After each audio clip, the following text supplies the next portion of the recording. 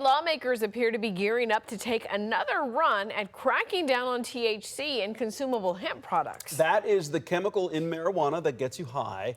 Last year, Lieutenant Governor Dan Patrick wanted a full ban on these products.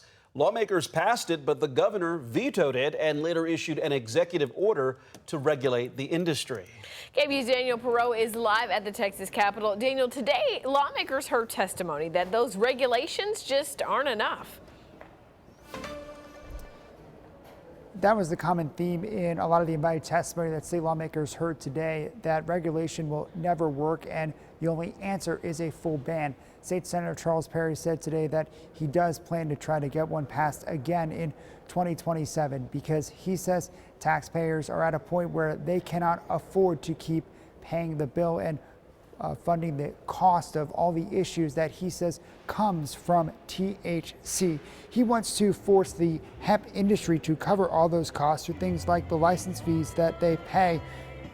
By increasing the cost of doing business, Perry says that he hopes to put them essentially out of business.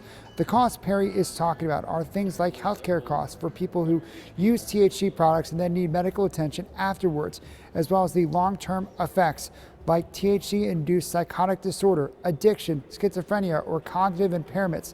The state health department currently does not track those kinds of conditions or illnesses. But a pediatric ER doctor told state lawmakers today that he's been alarmed by the rise in young people that he's seen coming in after using a THC product.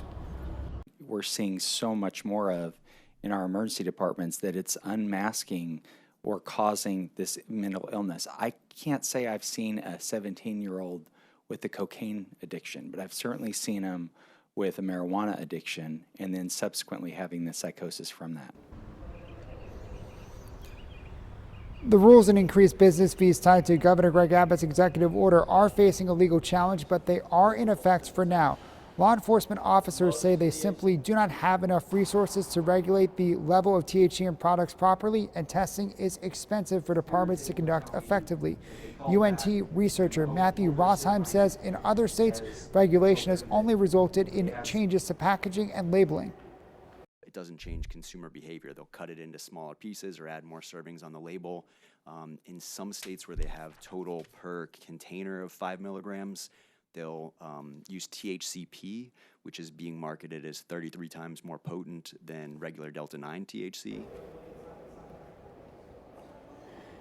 Hanging over all of this, new federal hemp rules are set to take effect in November. It caps total THC at 0.3% on a dry weight basis and caps hemp-derived cannabinoid products at 0.4 milligram total THC per container.